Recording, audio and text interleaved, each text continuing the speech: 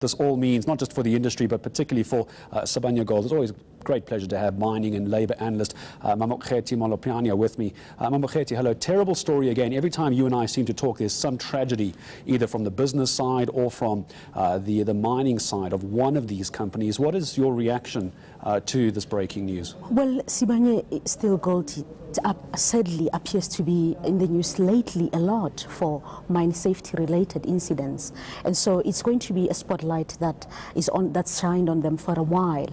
And it is unfortunate that we are here again. Not so long ago in February, 950 mine workers were trapped underground. So there seemed to be a rising number of mine related seismic activities. That is concerning, particularly given that we are a country that has been mining for so long, and some of the world's technology that's been used in ensuring safety in mining was pioneered here at home.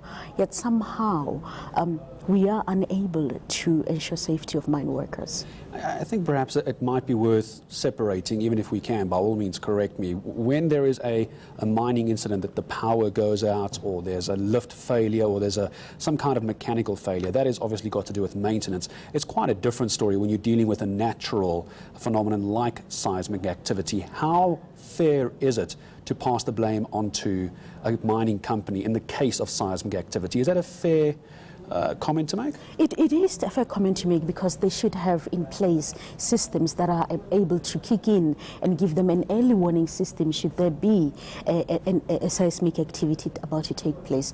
But interestingly, last year, South Africa, for the first time in perhaps 9 years, had a rising number of mine-related deaths, not because of rock falls, but because we are seeing in South Africa, particularly in the gold sector, there are more seismic activities happening. So I do think, given that for the past 5, mining industry is always pioneering technology ahead of time. So given that, their early warning system, or there should have been a warning trigger to say this is about to happen. And so it is concerning, but also we have to take into context that the South Africa's mining industry, mines, are some of the world's deepest mining operations. So they have to go deep down, ultra level deep, to dig for ore. And unfortunately, at the same time also, it still relies on physical human labor to access that ore.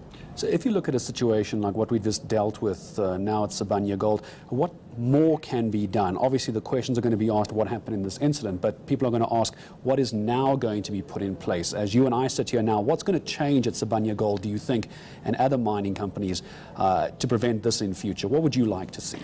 I do think the spotlight again must come back to government here, because we have seen how incidents of mining accidents, mining fatalities, deaths of mine workers underground has been happening regularly and seem to be on the increase. So then the question becomes, what does the Department of Minerals and Resources, their health and safety inspectors, do?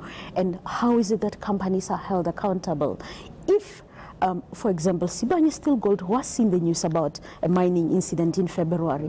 What has been the measures that were put in place to ensure that safety becomes a priority? And I do not think we are tackling that enough as South Africa. And it feeds into the dominant narrative in terms of relationship of communities with mines that says you do not care about workers, you want to extract as much labor from them as possible, while keeping the profits and not caring about the safety of workers. So again, it puts back the spotlight on saying, is black labor or black workers' life that cheap that it is simply expendable and can be easily replaced? There are going to be those critics, Mamokgethi, who are going to say that mining companies, perhaps globally, are still profiting on the low-income earners because they realize how desperate some of these families are and some of these workers are, that they are willing to work in these kind of conditions, even if they know there is an inherent risk involved in their jobs. They're still willing to do it because they have nothing else to go to. Yes, indeed, more so in South Africa, Gareth, because of the history of how South Africa's mining is and how it is founded. It is a reality, and it's a reality the industry cannot avoid or run away from or say we cannot talk about it, that it is founded on the back of cheap labor that is easily replaced, that once people have passed on, they're easily replaced, and that somehow has not been responsible in trying to ensure that those who have suffered loss are well looked after. If you look at over the past 4 or 5 years, incidents relating to families or victims who have been affected by accidents in mines. Part of my next question is going to link back to this class action suit that was awarded for silicosis and tuberculosis for gold miners. I understand it's a different topic altogether, but what I'm asking is, what is going to make the mining companies, off the back of what you've said, they're not taking safety seriously enough? What's going to make them listen? I imagine that companies that work solely on profit, that's where you have to hit them. It's those kind of business penalties that will make them sit up and pay more attention, perhaps?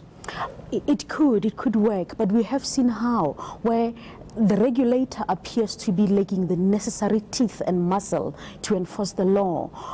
Globally, and not just in South Africa, industries take advantage of that and often get away with that, but perhaps more to locate it more to South Africa, often because the mining industry itself is seen as employing so many people. It is as if our regulator, that is government, is afraid to enforce laws on safety, many other laws that relate to bettering the conditions of mine workers, with a fear that if we do that, we run the risk of, one, offending the investors, two, of being told by the industry itself that we will retrench because you're squeezing us tight in terms of laws.